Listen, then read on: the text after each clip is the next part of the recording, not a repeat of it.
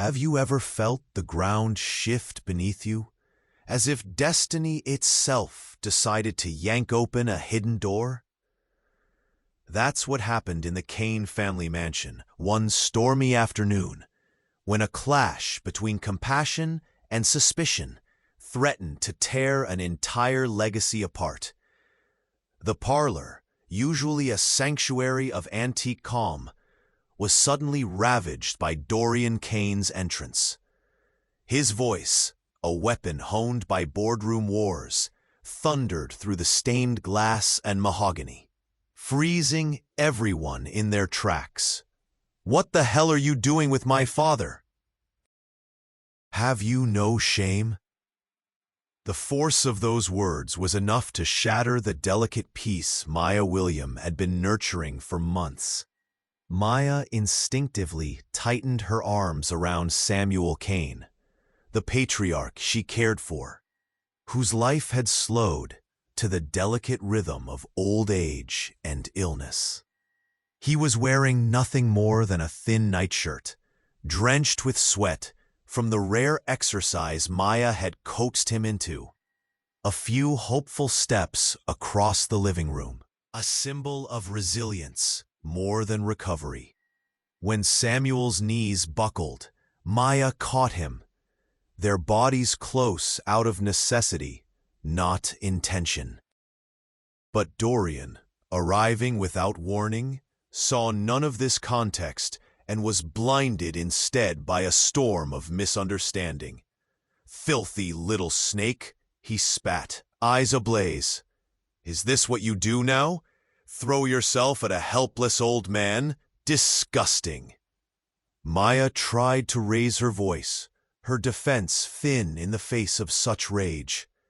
"Mr. Kane, please, it's not—" But Dorian was relentless, not interested in explanations. He saw only a tableau of betrayal, where compassion could only be camouflaged deceit. Maya managed to ease Samuel back into his wheelchair, her hands trembling as Dorian closed in. The butler, the cook, even a gardener at the threshold witnessed the spectacle.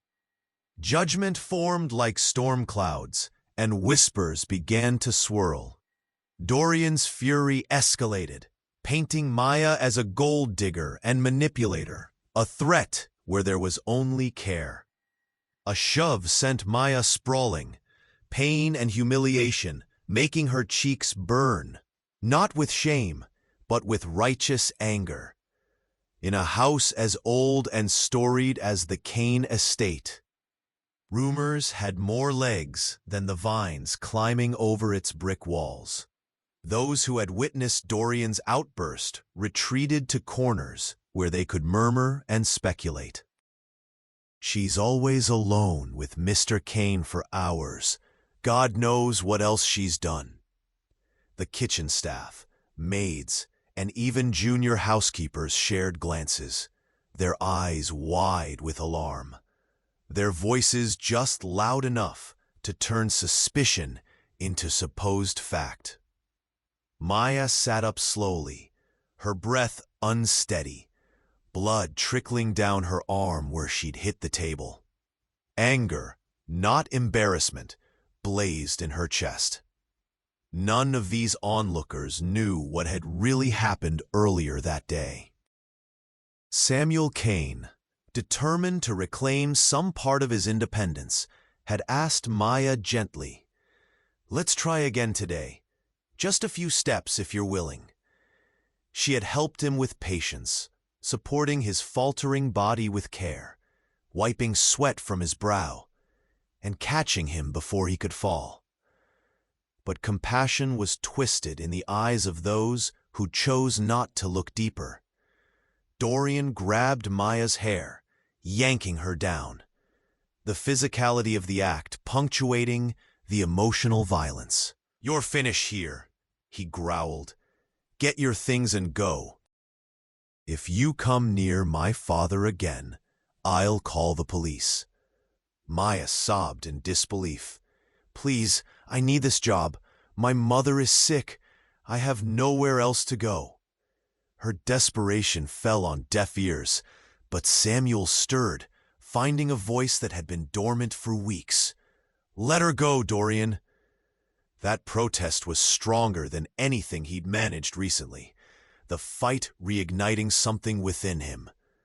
The room fell silent, the echo of Samuel's defense changing the air. Dorian faced his father, sweat beating at his temple. "You don't know what she was doing," he muttered. But Samuel, his pride wounded by more than illness, spoke clearly. "She was helping me. The staff was cut. The agency dropped my therapist, and she's the reason I can still feel my legs."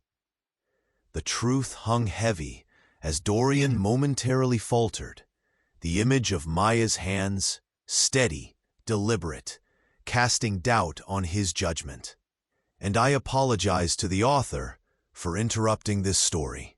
I would be very pleased if my listener would like, subscribe, and leave their thoughts on this story in the comments. I won't delay you any longer. Enjoy." Disappointment radiated from Samuel Kane's face, not from weakness, but from something deeper.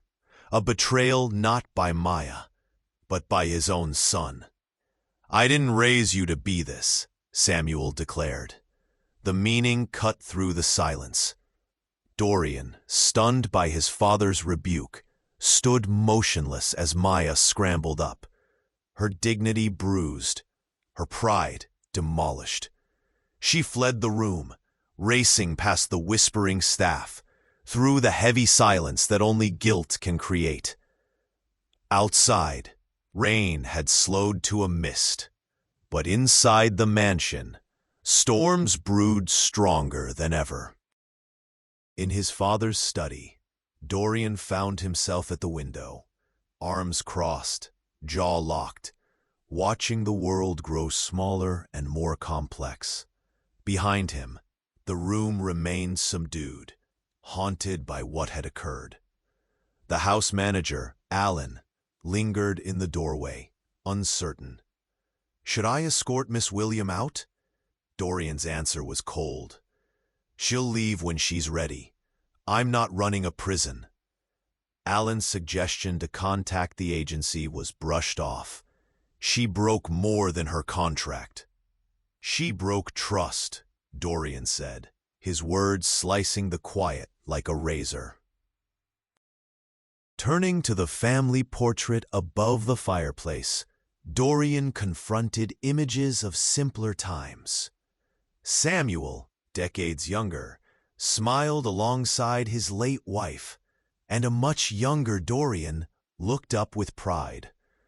The man Dorian had become was armored in cynicism and hardened by betrayal. Yet even as he tried to convince himself of his judgment, the memory of Maya's hands, the very opposite of seduction or manipulation, haunted him.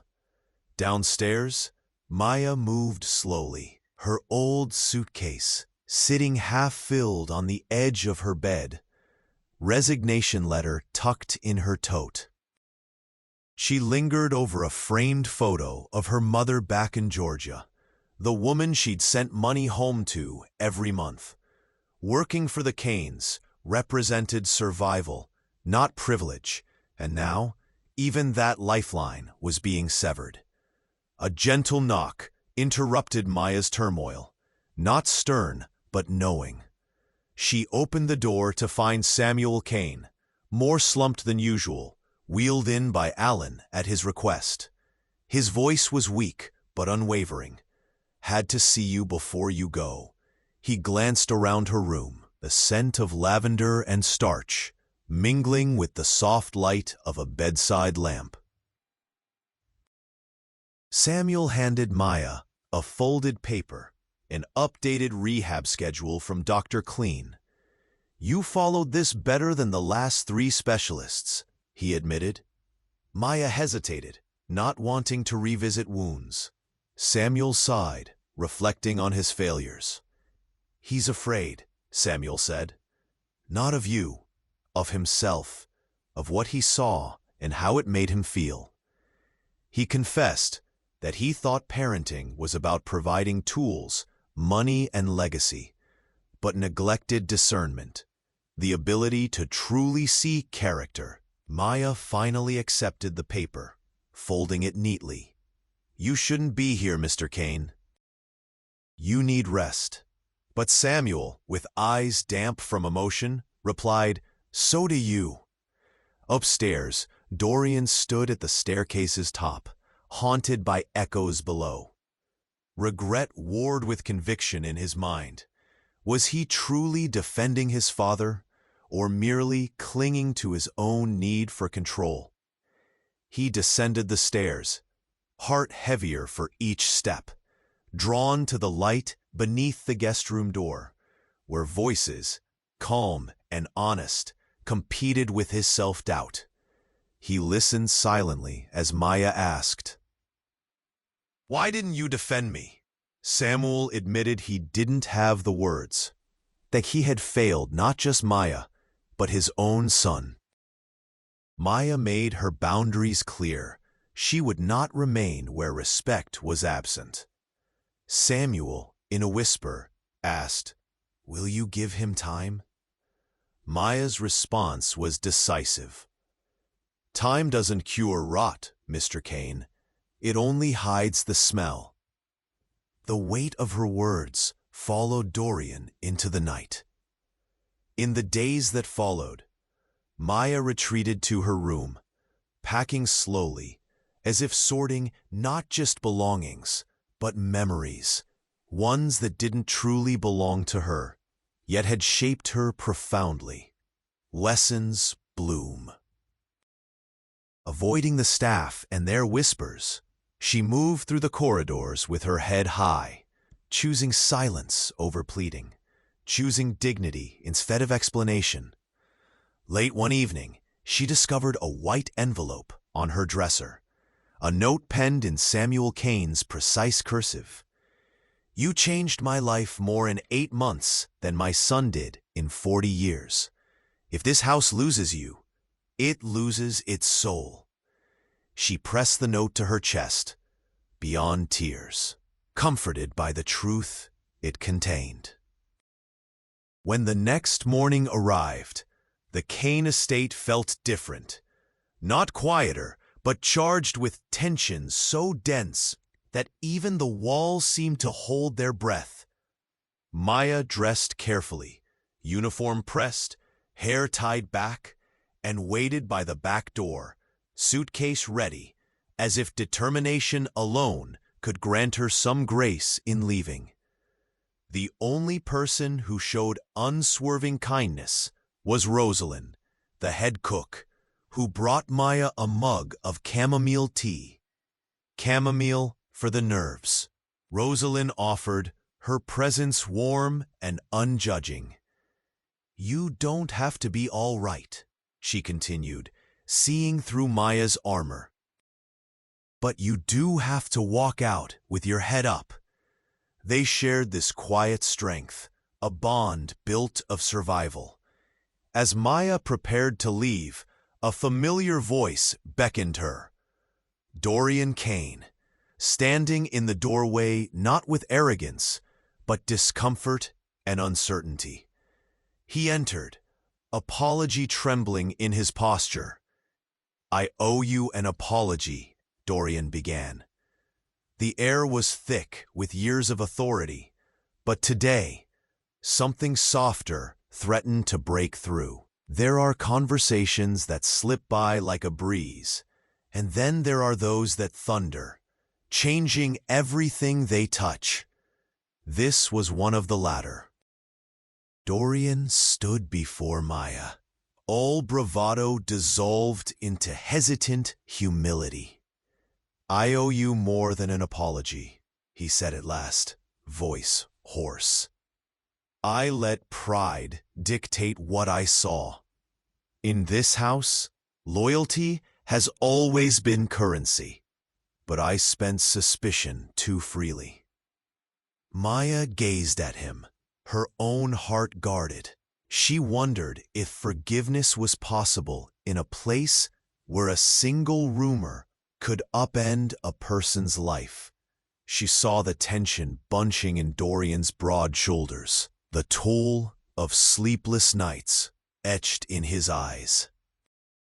Outside, sunlight danced on the window pane, but inside, everything was suspended, a fragile balance between redemption and resentment. "Why did you never ask me?" Maya finally spoke, each syllable deliberate. The question landed with weight. Dorian flinched, suddenly acutely aware of every misstep. "I was afraid," he admitted. "Afraid my father loved you more than he ever loved his own blood. Afraid to lose him while he was still here, and afraid to see how much you mattered to him when I could barely reach him myself." Maya's reply was even, but thick with emotion. He needed someone to see him, not just as a businessman who built an empire, but as a man who needed help. Sometimes care looks like love, but it isn't always the same. There were tears unshed in both of their eyes now, but neither let them fall. This was an exchange not merely of words, but of truths too long buried beneath pride and pain. The mansion itself seemed to listen. The Kane family walls were accustomed to secrets, the laughter of long-gone parties, the sobs muffled behind bedroom doors, the proud speeches from the master study. But now, for perhaps the first time in years, they bore witness to healing. Dorian lingered, searching Maya's face for even the subtlest sign of forgiveness. He remembered childhood nights spent outside his father's study, eavesdropping on his parents' gentle arguments about love, legacy, and what it meant to truly serve others. He'd unlearned much of that in his own rise to power.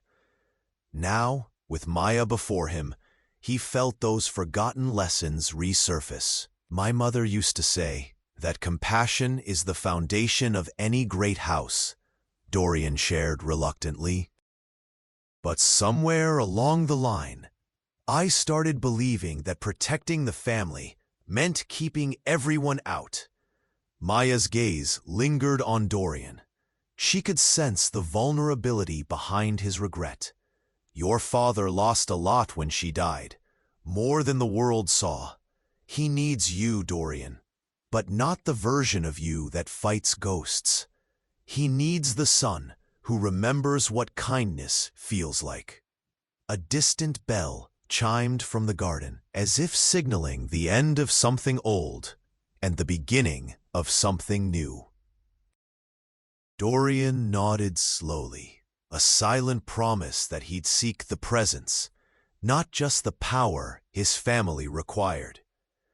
Before Maya could respond further, the quiet was broken by Samuel himself. Wheeled in by Alan, his voice rang out with more clarity than anyone had heard in months. "You two aren't the only ones learning lessons here," he declared, his words drawing their attention. Maya kneeled beside Samuel, her posture a blend of respect and concern. Dorian knelt opposite, finally close enough to see the frailty and determination etched in his father's face. Samuel gripped both their hands with unexpected strength. "Families break where communication fails," he said, "but it's not too late to mend." He looked at Maya with gratitude. "You protected my pride, Maya, when others treated it as worthless. You returned my dignity. My son," he turned to Dorian, "needs that lesson more than anyone." Dorian squeezed his father's hand, eyes misting over. For a moment, time seemed to pause.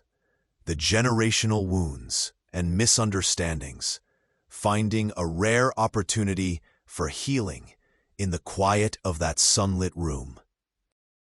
Maya felt the gravity.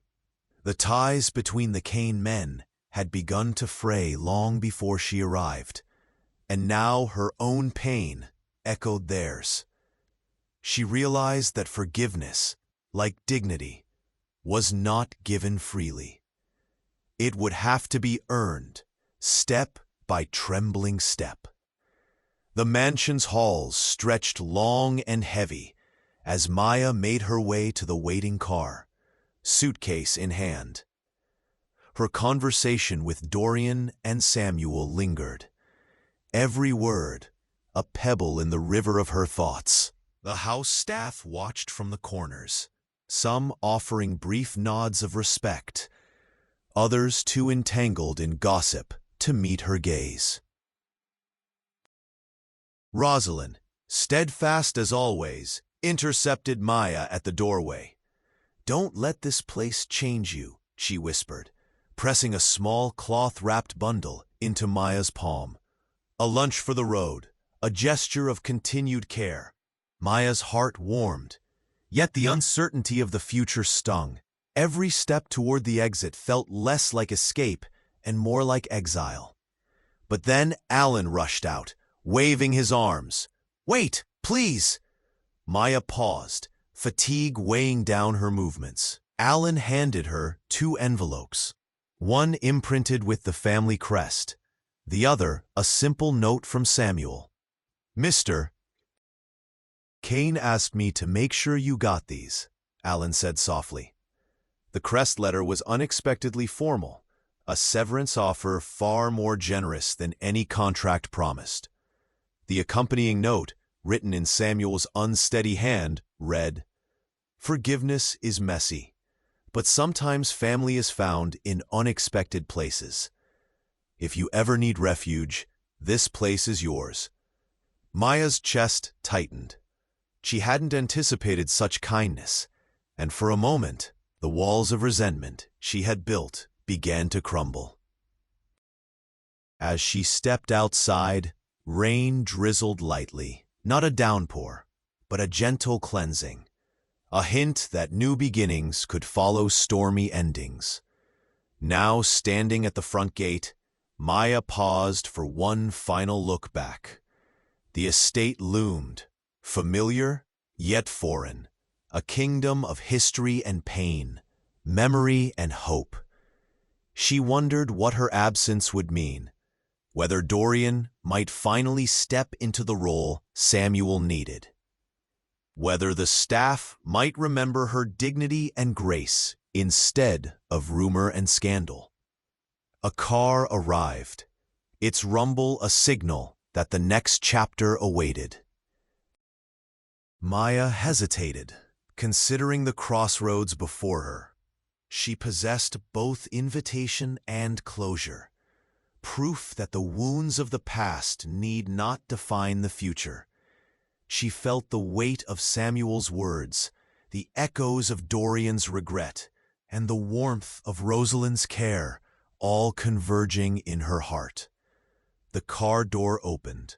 Maya set her suitcase on the seat, and with a final deep breath, crossed the threshold of the past into the unfolding day. Her spirit was battered, but not broken. Memory sharpened by pain, yet softened by hope. As the car pulled away from the Kane mansion, the entire estate seemed to exhale, as if everyone within its walls, Samuel, Dorian, Rosalind, and even Alan, could sense the quiet possibility that forgiveness and change, though difficult, were now at last possible. The aftermath of Maya's departure lived in every shadow of the Kane estate. For the first time, the grand halls seemed somber, as if mourning the absence of a spirit that had quietly sustained them. The staff moved more carefully now, conversations muted.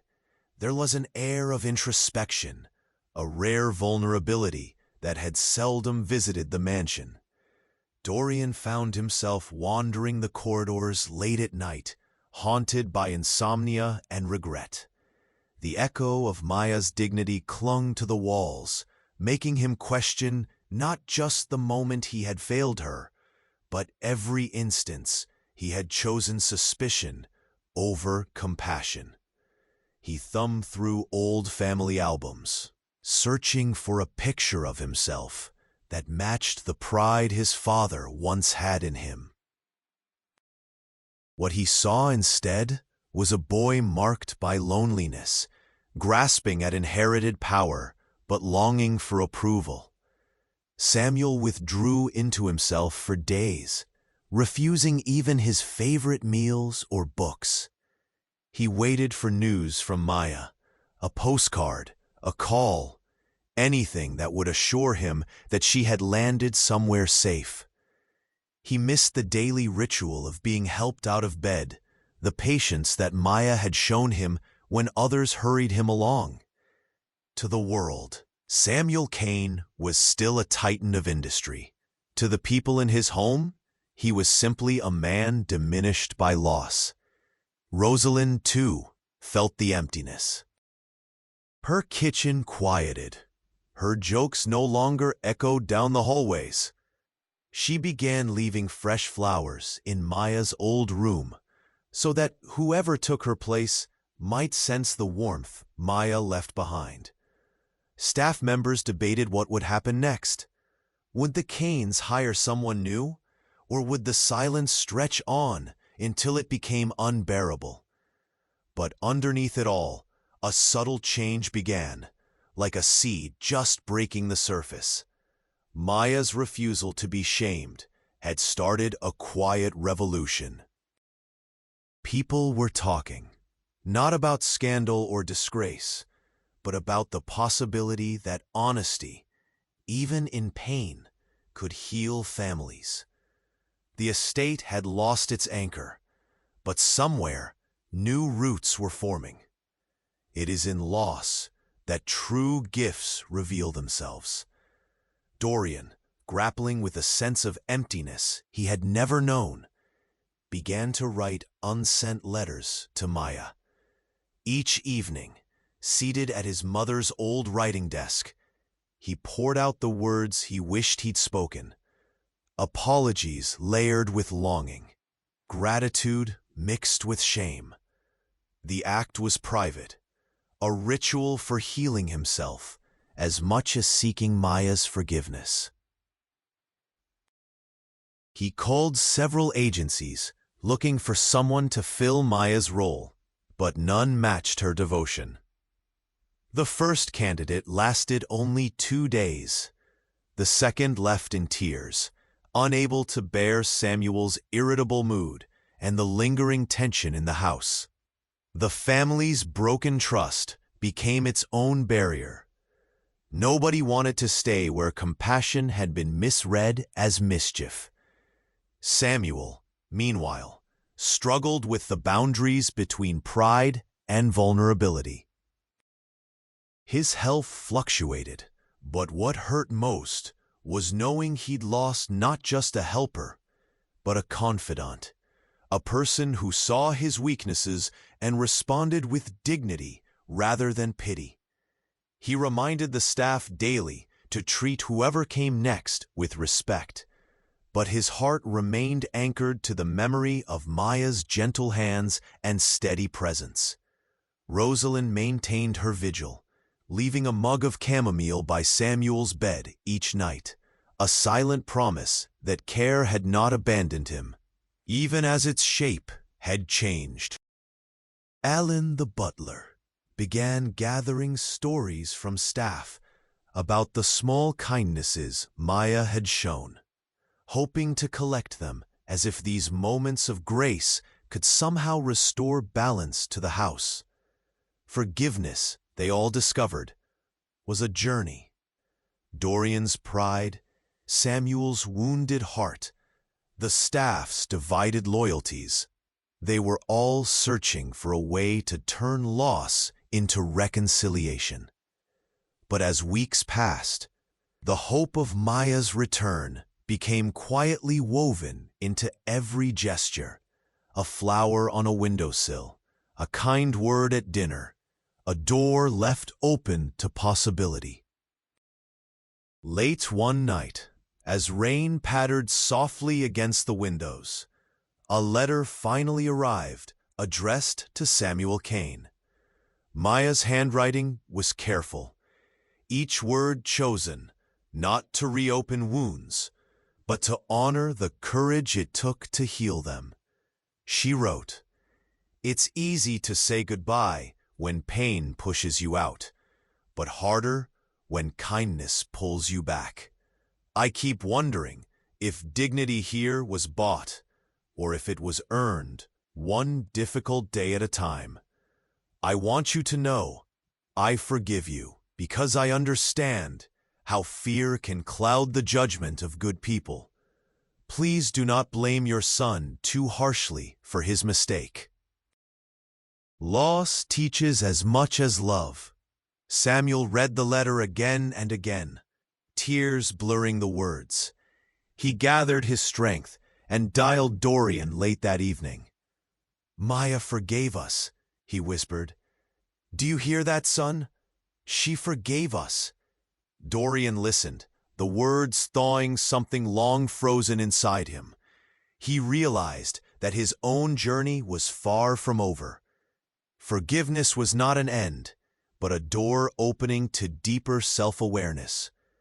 For the first time, he contemplated calling Maya himself, not to erase the past, but to honor the present by meeting it honestly.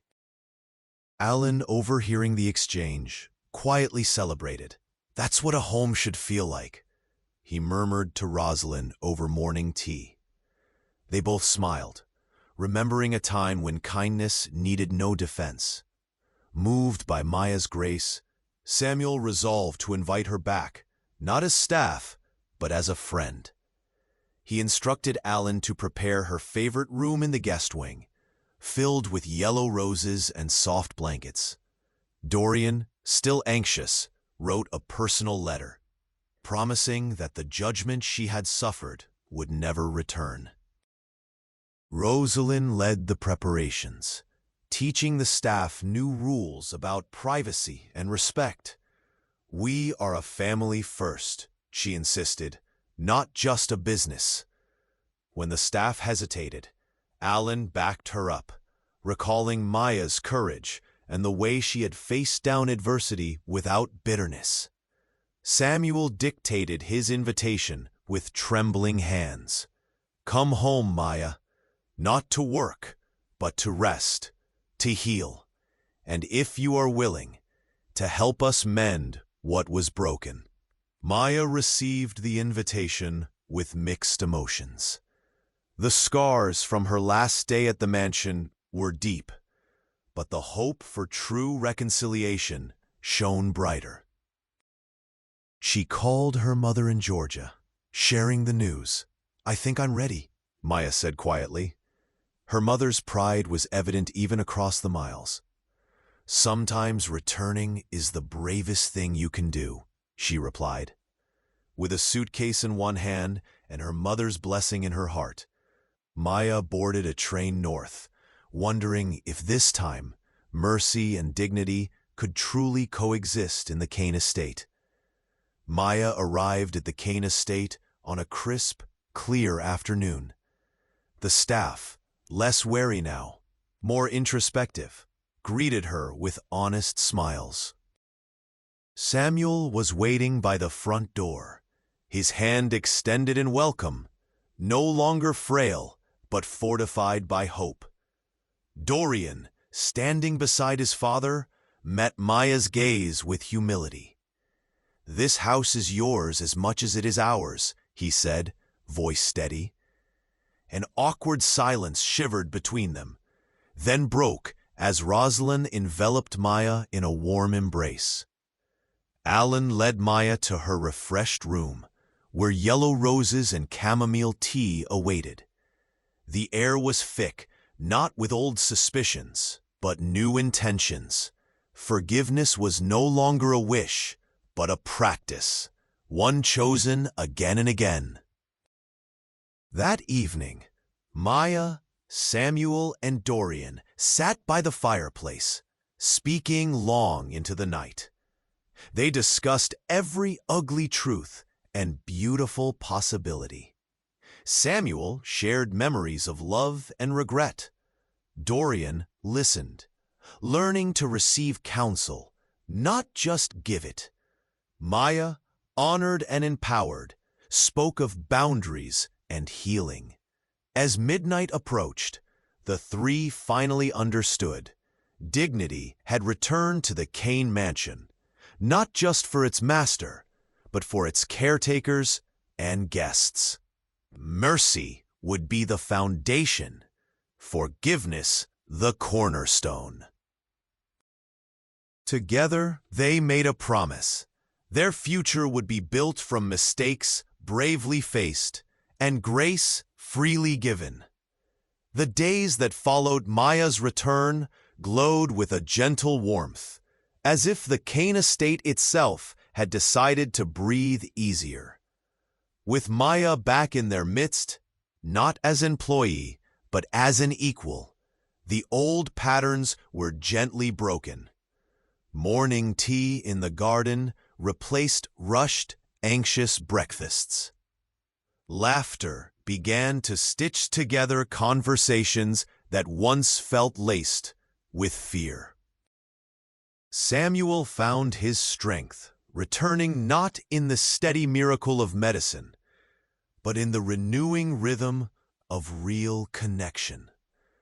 Maya visited with him daily, sharing gentle encouragement and sharing stories of her mother's resilience, the kind that shaped Maya's own difficult courage. The staff watched in awe as the patriarch's mood improved, not only because his body healed, but because his spirit was no longer isolated by mistrust. Dorian, too, labored to lay new stones in the broken foundation of family. This time, he led with vulnerability. He invited Maya, Samuel, and even the staff into weekly meetings, not to discuss business, but to check in on each other, to bear witness to pain as much as to joy. These gatherings, awkward at first, began to drum up a deeper unity. The younger housekeepers, once wary of Dorian's temper, found him far more approachable. Rosalind's jokes echoed warmly, and Alan dared to dream that the mansion could finally feel like a home. One evening, as twilight painted the windows gold, Dorian shared with Maya the letters he'd written but never sent. They were raw and honest, filled with regret and hope, each page asking for forgiveness, but also offering it in return. Maya read them quietly, tears glimmering, not just for the past hurt, but for the courage it took to face oneself so completely. In this moment, the past was not erased, but transformed. Mercy, they realized, was not in the absence of pain, but in the willingness to meet it together. Rebuilding trust wasn't easy, but it was a journey the household chose each day.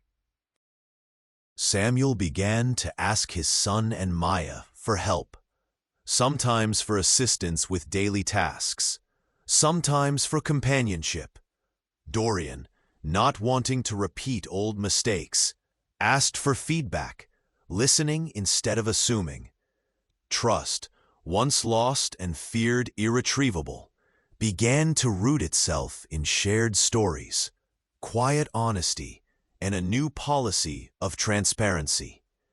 The staff received new training at Maya's suggestion, not just practical skills, but lessons on empathy and respectful boundaries. Maya herself led the first talk, sharing her story, the pain, the resilience, and the eventual grace. Even the most skeptical housekeeper admitted, "She's got something we need." Alan suggested a new tradition. Every month, someone would share a lesson learned from kindness over tea, a way for everyone in the mansion to remember what matters most. The tradition stuck, offering a slow-growing change that fortified the old walls against future storms. Dorian, once fearful of vulnerability, now found himself writing to Maya's mother. In every email and call, he sought not only forgiveness on Maya's behalf, but also guidance on how to honor her daughter's courage. Her mother replied with wisdom shaped by hardship. "Love is not letting go of someone's hand when they show you their wounds." As weeks turned into months, the Kane estate transformed. Samuel's health flourished, and with Maya's support, he took more steps than anyone dared hope. But the real healing occurred in moments. Dorian and Samuel's laughter in the study, Maya and Rosalind baking pies in the kitchen while Alan recounted tales of days when trust was currency, rare and precious. Maya no longer worried about losing her dignity. She stood tall, respected both by the family and the staff. Samuel gave her a place at the family table, her input considered vital in every decision. Dorian leaned on Maya's wisdom and learned to apologize, not out of obligation, but out of love. Their daily walks around the estate became rituals of renewal. One summer evening, the whole household gathered for a celebration, a new tradition called Mercy Night, born from Maya's journey. Everyone was invited to share their struggles and their breakthroughs. Samuel spoke, voice steady. "Many things broke us, but grace repaired us." "Maya, you brought us home." For the first time in years, the Kane estate felt not like a fortress, but a sanctuary, a place where mistakes could be confessed and forgiveness given room to breathe. Forgiveness does not erase the past, but it empowers the future. That was the lesson Maya, Samuel, and Dorian carried as the seasons cycled forward. Each faced new trials. Samuel's health faltered from time to time. Dorian confronted challenges at work. Maya received news her mother's illness had worsened. But now, no burden was shouldered alone. Dorian offered Maya paid leave to care for her mother, but Maya insisted on remaining part of the Kane household, working remotely and weaving care for her own family into every facet of her new life. Samuel funded her mother's medical care quietly, choosing mercy as his legacy. Maya shared every update with Samuel and Dorian, who listened, learned, and responded with unwavering support. Maya, once the outsider, became a bridge, connecting the Kane legacy with new hope. The staff watched this alliance with gratitude and relief, knowing that if dignity and mercy could root in a house built on pride, perhaps every home could be changed. And each week, during the staff's sharing circle, stories of Maya's courage blossomed. "She taught us the difference between service and servitude," Rosalind declared one evening, "and that mercy given freely is strength, not weakness." The Kane mansion, battered yet renewed, stood as a testament to change. Maya came to see it not as a stage for pain, but as a home, her own as much as anyone's. The family's photo above the fireplace gained a new addition, a candid shot of Maya, Samuel, Dorian, and Rosalind around the table, laughter bright and unconditional. Samuel, now an old man unafraid of the truth, told guests, "Grace, not money, is our family's richest inheritance." Dorian, once armored in suspicion, became a community leader, championing honesty, vulnerability, and dignity in every arena. Maya, empowered by the resilience learned from her mother and the pain survived in the Cain household, became a voice for mercy, traveling to share her story with others who faced uphill battles for respect. Every day, the estate pulsed with life, a living reminder that families are hardly shaped by blood alone, but by the wounds they mend and the hope they dare to trust. Mercy, forgiveness, and dignity. These, Maya realized, were the doors no storm could close. And as another sunrise gilded the Cain estate, Maya sipped her chamomile, listened for Samuel's gentle greeting, and smiled. She was home, not just in bricks and timber, but in the hearts she had helped to heal.